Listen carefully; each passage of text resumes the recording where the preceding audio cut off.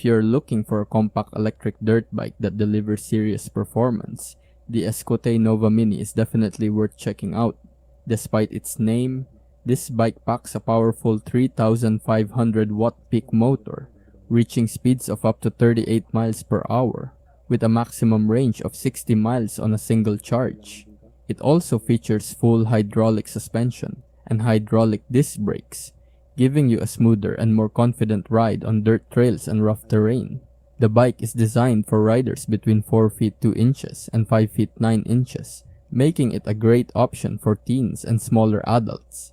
Its sturdy frame can support up to 265 pounds, while the chunky tires provide excellent grip and stability.